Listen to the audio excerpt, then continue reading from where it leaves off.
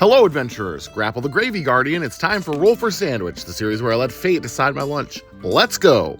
Well, once again, it's that special time of year. It's time for the Thanksgiving Leftover Special. And this year, we've got this set of dice with turkeys inside that was sent in by a viewer. Thanks! Worked out well last year, so once again, I'm going to cast the Foresight spell right at the beginning. This lets me roll all the dice before assembling the sandwich, so I can determine the most ideal method of assembly. Let's get it started with our roll for bread. 4 Texas toast. All right, not a bad roll. Should hold up well to a lot of juicy ingredients. Now for our first leftovers roll. 5 mashed potatoes. Don't sleep on mashed potatoes on a sandwich. It's carb on carb heaven. Now for leftovers roll number 2. 4 canberry sauce. Yes, you heard that right. Canberry, not cranberry. Just a playful nickname for that jellied stuff that comes in the can. All right, now our third leftovers roll. 2 green beans. 3 out of 4 leftovers rolls done, and still no turkey. All right, and our final leftovers roll, 1 mini corn dogs. The turkey dice said no turkey for you. You're going to the kids' table. Next up, let's roll for cheese. 1 cheese cubes. These leftovers from the appetizer plate don't necessarily have the best form factor for a sandwich, but we'll figure it out. Now let's roll on our Turkey Day magic table. 7 moist maker and 8 anything you want, excepting Alice. The moist maker is an extra slice of bread soaked in gravy, so that should be fun. And then for the wild, I'll get to pick something. And last but not least, it's the 2d8 sauce roll. Here we go. 2 hot sauce and 8 gravy. All right, I'm not mad about adding a little hot sauce to this. And we've already got gravy with the moist maker. What's a little bit more?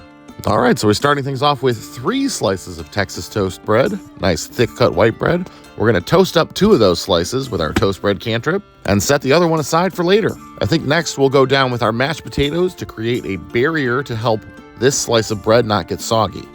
Next, I think we're gonna take our cheese cubes, which we have a mixture of pepper jack, cheddar, and Colby jack here. And we're gonna cut those up even smaller and put a nice layer over our top slice of bread. Cutting them up smaller will help them melt better because we're definitely gonna need to apply some heat to this sandwich. Today, the role of our leftover turkey will be played by these mini corn dogs. If they're good enough for my kids, they're good enough for me. Start by slicing them up into some smaller pieces and laying them out over our cheese. Don't worry, I didn't use all 5. Next, we're gonna add our green beans. I'll cut each one in half here, and then we're gonna layer them on our mashed potato side.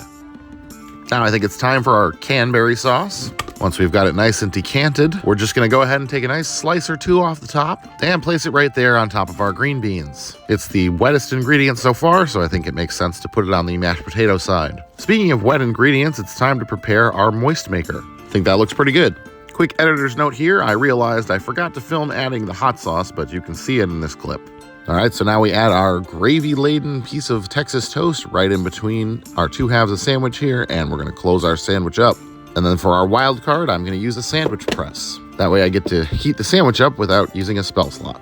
See, I kind of have a plan. Now, this might backfire horribly because it's a very tall sandwich. Might not fit that well.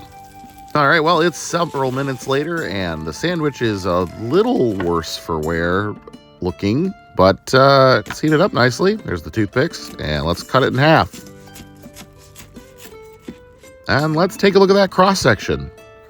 Looks nice and melty. Well, looks aside, this one smells good. Hopefully my taste buds agree.